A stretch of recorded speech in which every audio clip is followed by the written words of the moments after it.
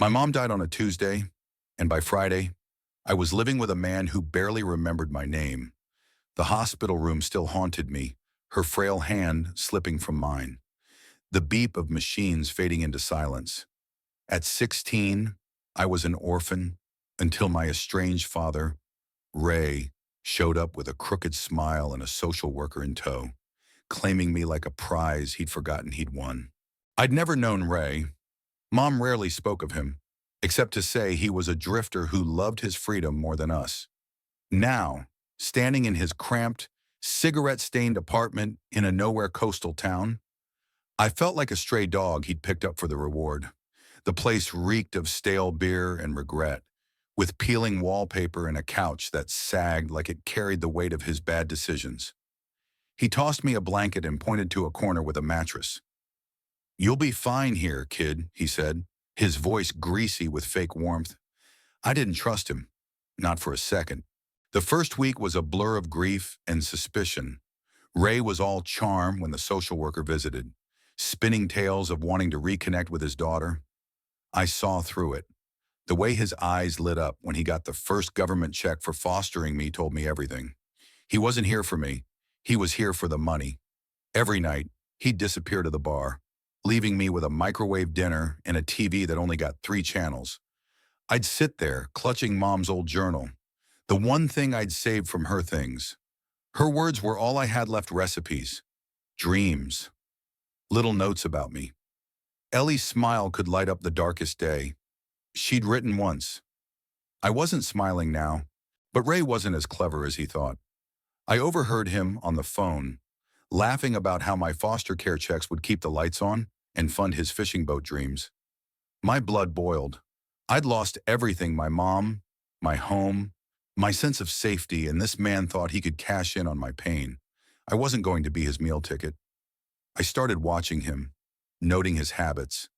He'd leave his wallet on the counter, never locked his bedroom door, and kept his important papers in a shoebox under his bed. I wasn't proud of snooping, but survival makes you do things you never imagined. One night, after he stumbled home drunk and passed out, I crept into his room. The shoebox held what I expected: my foster care forms, bank statements, and a letter from the state about dependent benefits. It was all their proof he was using me. But there was something else. A crumpled photo of me as a baby, tucked in Mom's arms, with Ray grinning beside her. For a moment, I softened. Had he loved us once? Then I shook it off. That man was gone, if he'd ever existed. This Ray was a leech, and I wasn't going to let him drain me dry. I needed a plan. Running away wasn't an option. I had no money, no relatives, nowhere to go. But I wasn't helpless. Mom always said I was stubborn as a mule and twice as clever. At school, I started talking to Miss Carter, my English teacher, who noticed the shadows under my eyes. She didn't pry, but she listened. And when I hinted at Ray's scheme, her face tightened. "Ellie, you don't have to go through this alone," she said. She gave me the number for a legal aid hotline, and I tucked it into Mom's journal like a lifeline. The hotline connected me to a caseworker named Miss Lopez, who had a voice like warm coffee and a no-nonsense attitude. I told her everything: Ray's drinking, the checks, the shoebox. She didn't sugarcoat it. Emancipation was tough for a 16-year-old, but I could petition for a guardian ad litem, someone to represent my interests. "You're strong. Ellie," she said, "keep evidence. Stay safe, and we'll fight this." I started documenting everything: photos of Ray's bar receipts, recordings of his phone calls when I could manage it, even a log of how often he left me alone. Each piece felt like a brick in a wall I was building to protect myself. Ray started to suspect I wasn't the quiet, broken kid he'd expected. One night, he caught me rifling through his papers and grabbed my wrist, his breath sour with whiskey. "What are you up to?" "Huh," he snarled. My heart pounded, but I stared him down. "Just looking for the truth," I said, yanking my arm free. His eyes narrowed, but he didn't push it. I knew I had to move fast. Ms. Lopez helped me file a petition to terminate Ray's guardianship. The court date was set for a month later, and I spent every day gathering more evidence. My resolve hardening. Ms.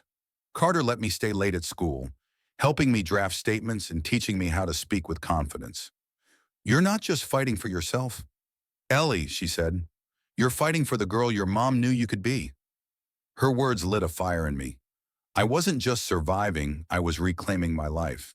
The courtroom was small, but intimidating, with its polished wood and stern judge. Ray sat across from me, his charm dialed up, playing the part of a misunderstood dad. But I was ready. I presented my evidence, the shoebox papers, the recordings, my journal of his neglect.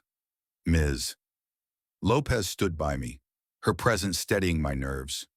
When it was my turn to speak, I looked the judge in the eye. I lost my mom, and I thought I'd lost my future too. I said, "But I'm not a paycheck. I'm Ellie, and I deserve better." The room was silent, and for the first time, I felt seen. The judge ruled in my favor. Ray's guardianship was terminated, and I was placed with a foster family. Miss Lopez recommended a couple who ran a small bakery and treated me like their own. They weren't perfect, but they were kind, and for the first time in months, I slept without locking my door. Ray disappeared back to whatever hole he'd crawled out of, and I hoped he'd learned something, though I doubted it. Mom's journal still sits on my nightstand. I read it when I need her strength, her love. "I'm not the girl I was before she died.